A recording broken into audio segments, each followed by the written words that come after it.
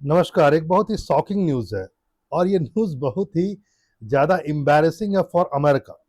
एक शर्मिंदा करने वाली घटना अमेरिका के लिए कि अमेरिका के एक बहुत हायर ऑफिसर, मतलब आप सोच सकते हैं कि निर्देशक हैं एफबीआई के, उन्हें उनके पूरे ईमेल को हैक कर लिया गया ईरान के द्वारा। ईरान के एक हैकर समूह ने उसको हैक किया। नाम है इनका काश पटेल, एडवोकेट है और शायद पॉलिटिकल रूप से ये जुड़े हुए भी हैं ट्रंप से, तो यानी ट्रंप के बहुत करीबी हैं।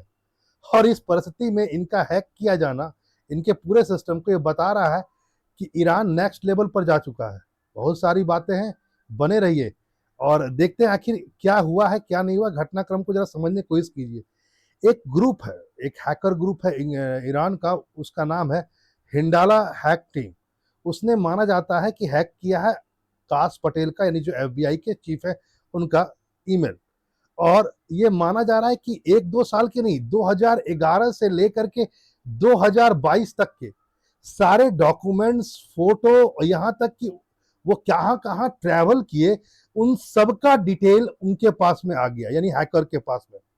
अब आप सोच सकते हैं कि ईरान कहाँ तक पहुंच चुका है। कुछ लोग कह रहे हैं कि it is not possible for Iran. Iran के लिए पॉसिबल नहीं है कि वह इतने हायर ऑफिसर के ईमेल्स को हैक करे। हो सकता है इसके पीछे चाइना खड़ा हो और चाइना ने हैक किया हो। ईरान को आगे खड़ा करके बता रहा है कि देखो मैं कहाँ तक पहुंच सकता हूँ। वॉर सिर्फ ड्रोन का नहीं हो रहा है या मिसाइल का नहीं हो रहा है, वॉर ऑफ इंफॉर्मेशन वॉर भी हो चुका है। यानी ईरान बता रहा है कि मैं कहाँ तक पहुंच सकता हूँ, मैं एफबीआई के घर तक पहुंच गया हूँ। यहाँ पर क्या एक बात है, थोड़ा इसको भी जरा आपको समझने की जरूरत है। वो यह है कि जैसा कि मैंने आपसे कहा कि ये कोई छोटा मोटा व्यक्ति नहीं था, ये एक ऑफिसर है जो हायर रैंक पर है। ये एम्बैरेसिंग सिचुएशन है इसके लिए भी, क्योंकि इसके पर्सनल डेटास को भी हैक किया गया है। बहुत सारे फोटोज आपको पता होगा, यदि कोई पर्सनल आदमी है तो उसके ईमेल्स में हो सकता है वो हैकर ने कुछ ऐसे फोटो भी हैक किए हो जो शायद आपत्तिजनक हो, कुछ ट्रेवल डॉक्यूमेंट्स, कुछ ऐसी चीजें। तो वहां तक तो ठीक, एक तरह से कहा जाए ये साइबर स्पॉनेज है। यहाँ पर जैसे कि बोला गया है, जो आ रहा है सीएनएन का न्यूज में, कहा गया कि इसमें फिशिंग भी किया गया है, मतलब फेक लॉगिन किया गया है। फिर क्रीडेंशियल स्टफिंग भी किया गया। मतलब क्या कि उसने आपके पासवर्ड को जनरेट कर लिया, पास पिछले वाले जितने भी चीजें थी, बैक के जितने भी इनबॉक्सेस थे, उसके द्वारा आपके लीक किया गया आपके पासवर्ड को, फिर अंदर घुसा गया और आपके सारे चीजों को देखा गया। यहाँ तक भी कहा गया है कि वो उसने कुछ फेक लिंक भी भेजा है जिसको काश पटेल ने उसको इनएक्टिव किया है, और इसके बाद और भी चीजें ज्यादा सामने में आ गई। यानी हैकर्स ने क्या क्या किया, जरा इसको समझिए। उसने ईमेल के अंदर घुस करके सारे इनबॉक्स के चीजों को एक्सेस किया, सारे कम्युनिकेशन डिटेल्स को एक्सेस किया, और कुछ अपने डॉक्यूमेंट्स को भी भेजा ताकि वह उसको डाउनलोड कर सके।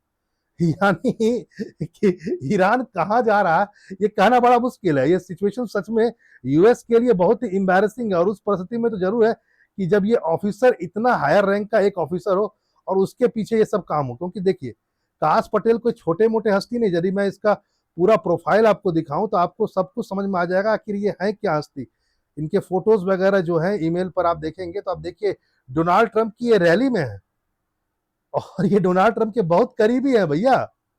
तो बहुत सारे चीजें डोनाल्ड ट्रंप की भी वहां पर निकली होगी। अभी ईरान ने, माना जा रहा है कि ईरान ने इन सबको लीक कर दिया है, बाकायदा डॉक्यूमेंट्स। और सच में ये बहुत इंबैरेसिंग है फॉर अमेरिका। यानी कि वॉर अब इंफॉर्मेशन से अलग हट करके आगे भी जा चुका है। आप सोच सकते हैं क्या स्थिति बन रही है। यानी कि एक साइकोलॉजिकल प्रेशर क्रिएट किया जा रहा है अमेरिका पर कि तुम देखो, तुम अब केवल हरमुज पर जो हो, और या कहता है जो ऑयल टैंकर्स इस पर हो, हम तुम्हारे घर पर भी घुस गए हैं, तुम्हारे निजी लोगों का हम डॉक्यूमेंट लीक कर रहे हैं। आने वाले समय में हम क्या कर सकते हैं, ये एक तरह से संभावना हो सकता है आगे चलकर वो पेंटागन, हो सकता है वो आगे चलकर के एफबीआई उसका भी कर दे। क्योंकि देखो यहाँ पर एक बात समझना होगा कि इसमें कोई क्लासिफाइड इंस्टीट्यूशन का डेटा लीक नहीं किया गया है, एफबीआई नेटवर्क का किया गया हो या गवर्नमेंट का किया गया। बेसिकली ये पर्सनल डेटा को लीक किया गया था काश पटेल का, उसका अपना, जो बहुत इजी है एक तरह से कहा जाए। और इसको एक प्रोपेगेंडा के रूप में इस्तेमाल कर रहा है ईरान आने वाले समय में। ठीक है, एक साइकोलॉजिकल वॉरफेयर शुरू हो चुका है, कूद चुका है। और इसमें निसंदेह, मुझे इसमें कोई शक नहीं है कि इसके पीछे यदि चाइना खड़ा हो तो, क्योंकि चाइना का बहुत पुराना ऐसा रहा है ट्रैक रिकॉर्ड कि उसके यहाँ के हैकर्स ने ऐसे हैक किए हैं। हाँ, कुछ लोग यहाँ तक भी कह रहे हैं कि ठीक है, एक प्रोपेगेंडा वॉर के रूप में और एक साइकोलॉजिकल एज के रूप में और रिटेलिएशन के रूप में ईरान ये सब काम कर रहा है, और साइबर अटैक चूंकि ड्रोन से भी ज्यादा सस्ता है तो चलो हम ये कर सकते हैं।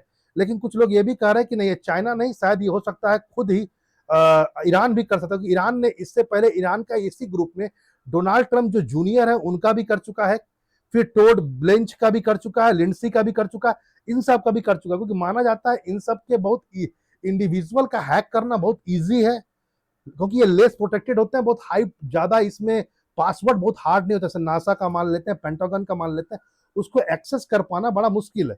लेकिन फिर भी यदि ईरान यहां तक पहुंच रहा है तो साइकोलॉजिकल वॉर तो क्रिएट कर ही रहा है।